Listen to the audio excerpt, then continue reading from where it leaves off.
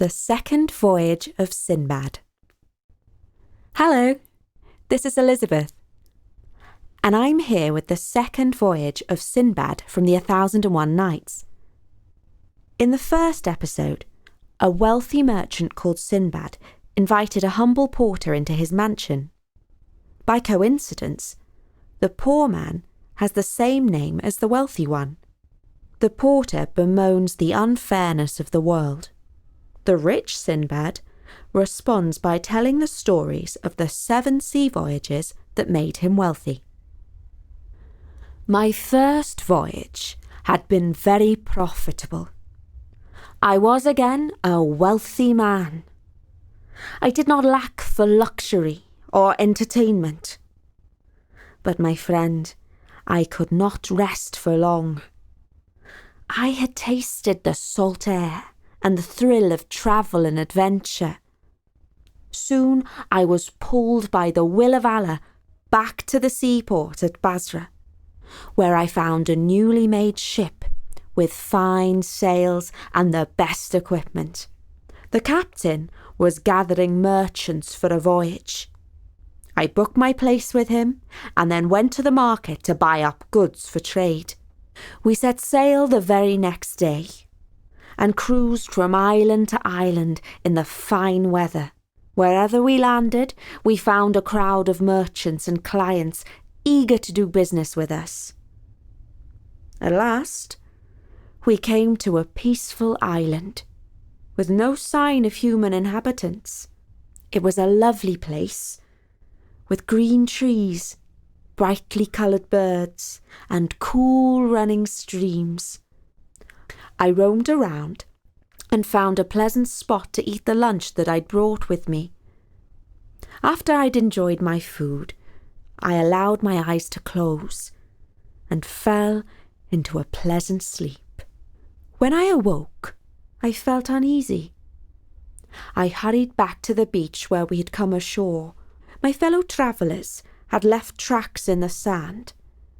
I found the skins of fruit that they had eaten, and the smoky remains of a fire that they had lit for cooking. But they themselves were gone. They had left me. I was marooned. Now I sat down on the shore and looked out to sea. All the time I expected to see our ship sail back around the headland to pick me up, but she did not. The crew and my fellow merchants had forgotten all about me.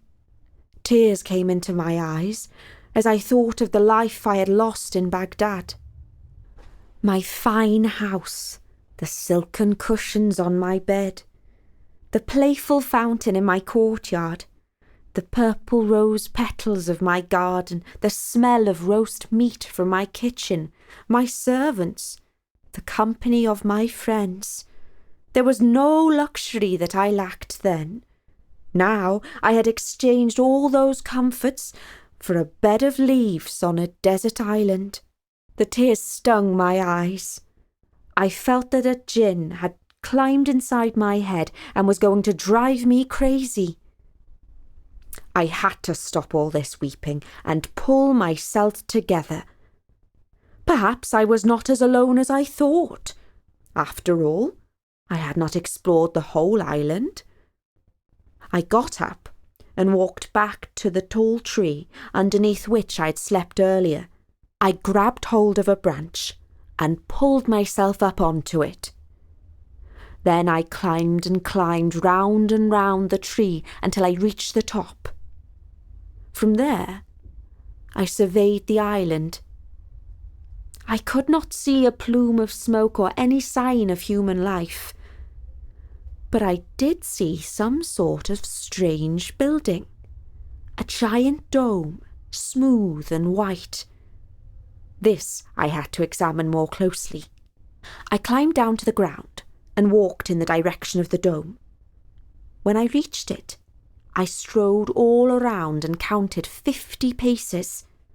I ran my hands over its sides, hoping to find a secret door, but there was none that I could discover. It felt, if anything, like an eggshell. I sat down for a while and towards evening the sky turned dark. At first, I thought that perhaps a large storm cloud had blown overhead, but as I looked up, I realised that the cloud was in fact a giant bird. Its wings were flapping, and gusts of wind sent twigs and leaves flying this way and that. I ran to hide among the trees, and saw the feathered monster descend and land on the egg. While it settled there, I recalled travellers' tales of a bird, monstrous in size, called a roc. Yes, this is indeed such a creature, I thought. I was seized by a reckless impulse. I was so desperate to escape the deserted island that I was willing to try even the maddest of ideas. I crawled out of my hiding place and crept towards the brooding bird. When I reached it, I climbed up onto its giant claw and tied myself to its leg using the cloth from my turban. There, upon the bird's foot, I spent the most uncomfortable night of my life. When morning came, the bird awoke from its slumbers and began to stretch out its gigantic wings. Then it began to flap them, causing great gushes of wind. We arose high into the air. I could see the island below me and the sparkling blue sea. Off we flew, crossing the waves, until we reached a mountainous land. I could see pointed volcanoes with plumes of smoke coming out of them. Everywhere I looked were rocks and lava. Then I began to weep. Oh, that I had stayed on the island, for at least there were fruits to eat and spring water to drink in that place. I have exchanged one terrible place for a far worse one, but Allah in his wisdom must have willed it so, and it is the lot of man to submit to his fate. At least, I thought, my situation could not grow any more dreadful. But it did. We landed in a deep ravine. I untied myself from the bird's foot and dived behind a rock. From there, I took a look at where we had arrived. On either side of us were steep walls, far too high for any man to scale. And the bottom was home to death in the form of enormous serpents, each the size of a palm tree, who could have eaten an elephant in one gulp.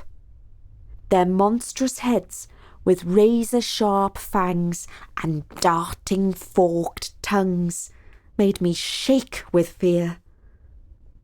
But the ground beneath my feet held a very different wonder, one that under different circumstances would have filled me with joy.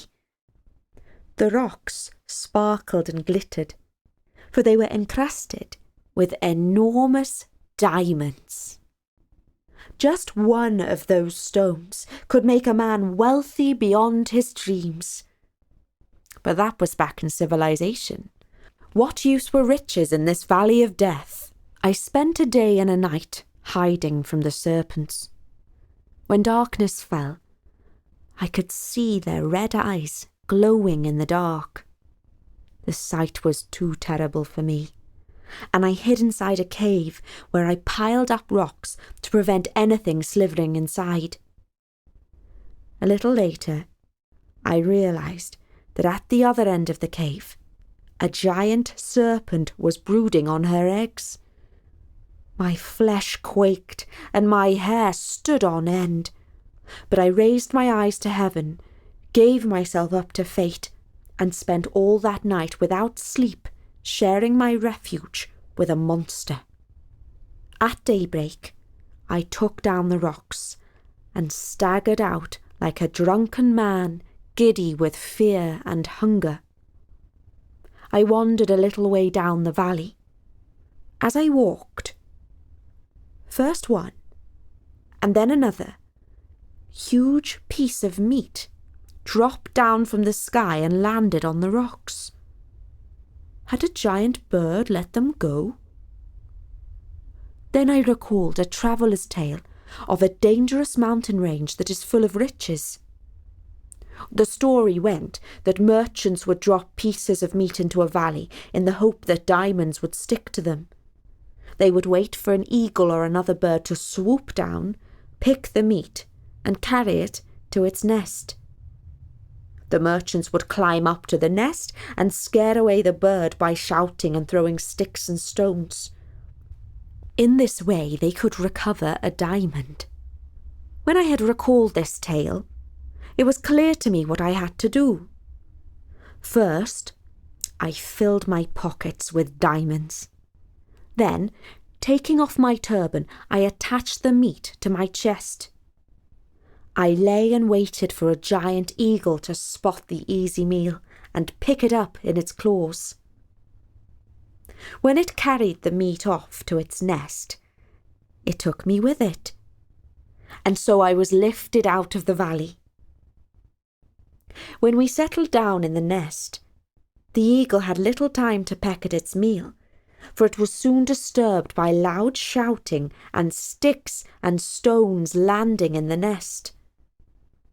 It flapped its wings and flew off. Men approached and were surprised to see me rise up and wave my arms to greet them.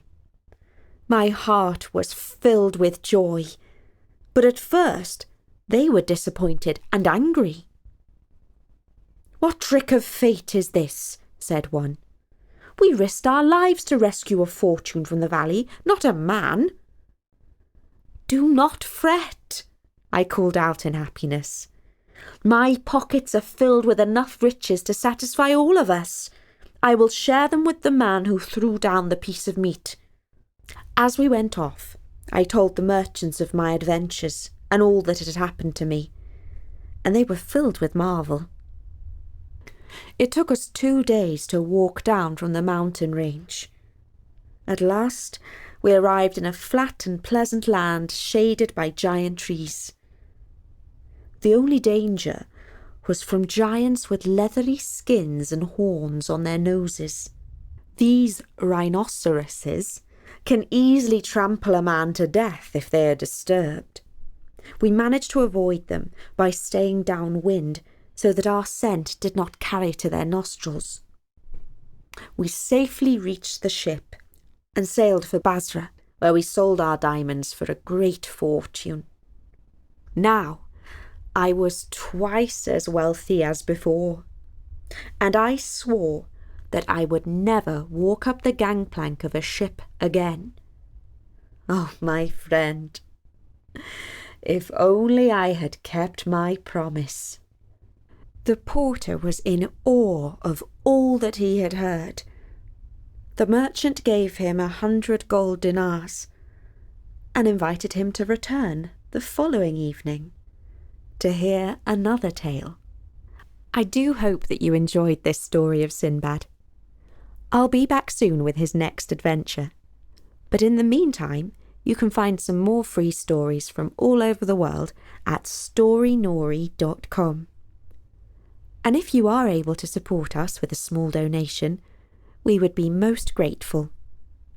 You can find a donate button on the front page of the website.